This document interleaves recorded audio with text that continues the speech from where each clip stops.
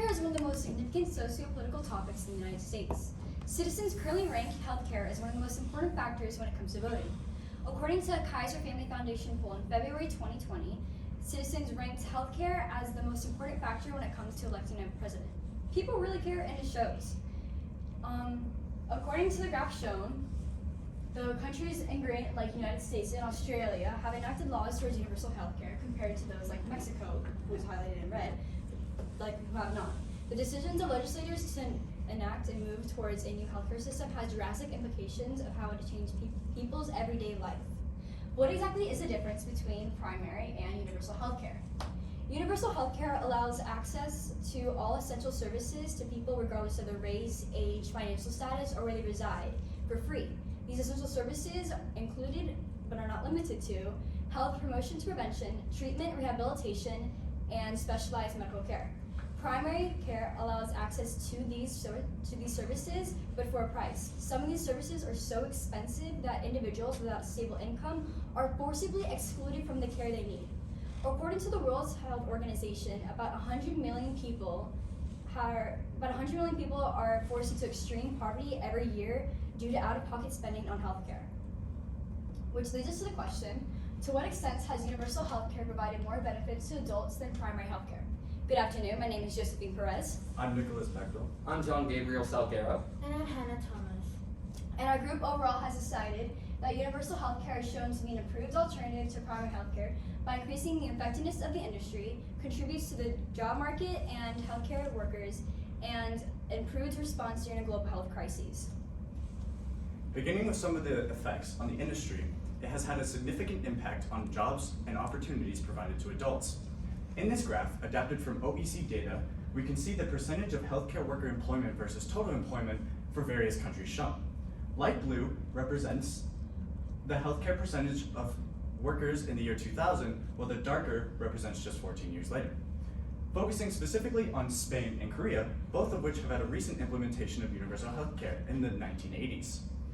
Going in depth into Korea, Professor Junyoung Lee of the University of Texas makes important note that Korea had implemented universal healthcare in the year 1989. However, Lee also makes important note that it wasn't fully realized until the year 2000, where it was fully integrated into the country. This means that effectively, under a universal healthcare system, Korea was able to quadruple their health worker employment, overall providing more opportunities for adults compared to a primary system that was in place beforehand. With workers being more likely to get jobs, they're also consequently more likely to stay at these same jobs. In this graph, we can see the percentage of workers who are likely to stay at the same job over the course of 5 years. As you can see in the yellow, for those who are dependent on their job for some type of insurance, they're 10% more likely to be at the same job after a course of 5 years. This is important because universal healthcare often provides its workers with some form of insurance and opportunities to stay. With workers being more likely to get jobs and stay, they're also more likely to get a higher salary. A direct example of this is above, for specifically the country Canada, which had implemented universal healthcare in the year 1960. As you can see, after the implementation of universal healthcare, Canada was able to almost triple the salary of healthcare workers such as physicians in purple, despite slight fluctuations. This means that under a universal system, adults are able to enjoy a higher salary, and overall the economic of healthcare workers is able to improve, which leads to a better quality of life for those workers. The previous slide was about how the medical staff were recruited. But what about the backbone of any medical institution, the patients? Universal healthcare is built on an in-and-out system of healthcare. In this system, inpatient care requires the patient to stay in the hospital, while outpatient care requires the patient do not have to stay in the hospital. In universal healthcare, the primary cost savings were allotted to the outpatient surgical facility fee, which had an average of $3,800 per patient. But for the inpatient facility fee, this was way more expensive, at 35% more expensive, at an average of $13,200 per patient. This leads to, in systems such as primary healthcare, seen in many states such as the United States, tend to keep patients longer than necessary, leading to overstays and faulty medical expenses. But this is not the case in universal healthcare, as the patient does not have to pay for unnecessary stay costs, leading to a more productive and effective healthcare system. When one of the important aspects of universal healthcare is its impact on the quality of care. And one of the most disputed things about universal healthcare is its wait time.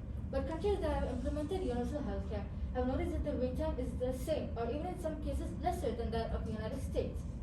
And as the system has no incentive to or accept tests for profit, it focuses on what the patient really needs. Also, as people who do not have health insurance are more likely to have health-related issues, universal healthcare focuses on people who really need who really need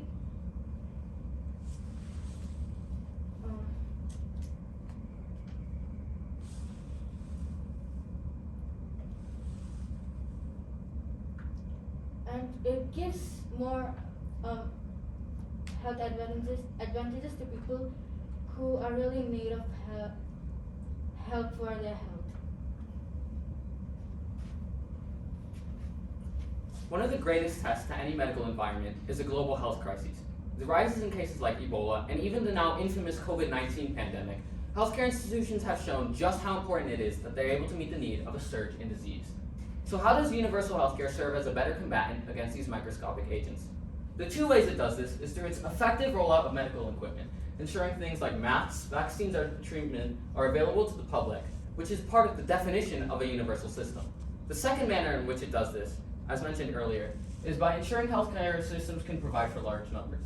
Due to the large job growth, they are able to increase the maximum capacity of a healthcare system, essentially increasing the amount of patients they are able to care for. This graph displays the share of people fully vaccinated against COVID-19 across various countries in the world. Today, we'll be focusing specifically on the United States.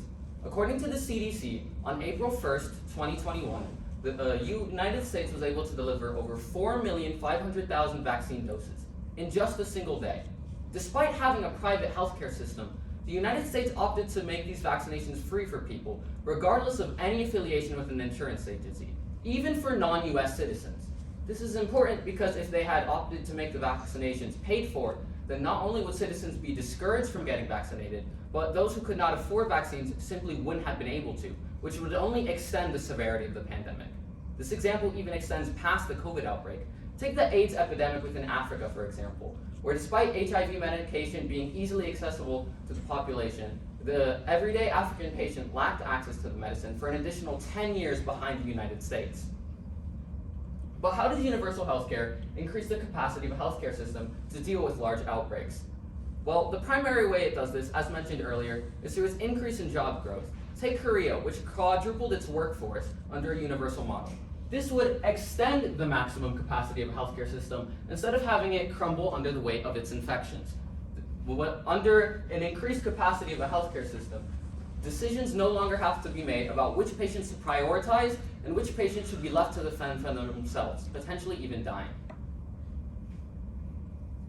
However, universal healthcare, while an ideal model, is not necessarily a flawless model. Consider the limited spread of resources. Within green, we have what universal healthcare is realistically able to cover, while in the gray we showed gaps in essential services and costs to the user that would result if the country does not have enough resources to provide for everyone. These gaps show that we require important solutions to ensure that all the benefits of universal healthcare are provided for. It is true that when implementing a universal healthcare system, it is not easy, as there are many obstacles to overcome which need to be taken into consideration, making a system function for the benefit of them all. Some of the solutions that most appropriately respond to these problems presented is campaign workforce benefits, which provides where employees would provide part of their paycheck to donate to an organization or a federal government. Support a mix of universal and private options, and this allows for a country to have a universal model, but it doesn't outright allow a country to have a full universal healthcare system, as there is a mix.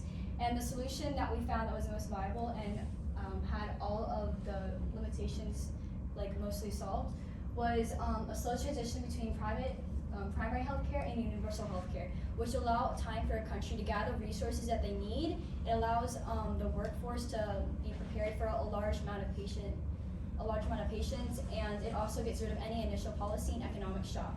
It is undeniably clear that the time to implement a new universal healthcare system in the future is now. This is our works study page. Thank you, and what questions do you have?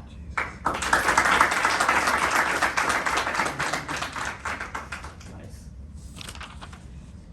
All right, Nico, we're going to start with you. Nico, give me one specific way that your thinking changed as a result of what Hannah had in her findings. Okay, so most of Hannah's findings were focused on how the quality of healthcare improved under a universal healthcare system. However, my research was focused on resources. In my research, I found that the resources often declined, like how we showed in our counterclaim. So I had assumed that the effectiveness of the healthcare would decrease because there weren't resources that are provided to people who need it. However, Hannah's IRR clearly showcased how the quality of healthcare overall increased because despite a decline in resources, it was also more fairly distributed to those who needed it. All right, thank you. John, reflecting on your colleagues' work, which one had the greatest impact on your overall understanding of the problem that you guys identified? So with our problem being the limited spread of resources, Nico's IRR was all about resources. And so with his findings showing that, especially the UHC cube, the model we showed, what's realistically achievable for a universal healthcare system isn't always what we want. And what Nico's IRR is, it really showed that disparity and how it needs to be solved. All right, Hannah, what is a way in which your team's resolution makes you think differently about your own research? Alright, so the resolution was a slow move from PHC to UHC, and my own IRR had that little thing in it.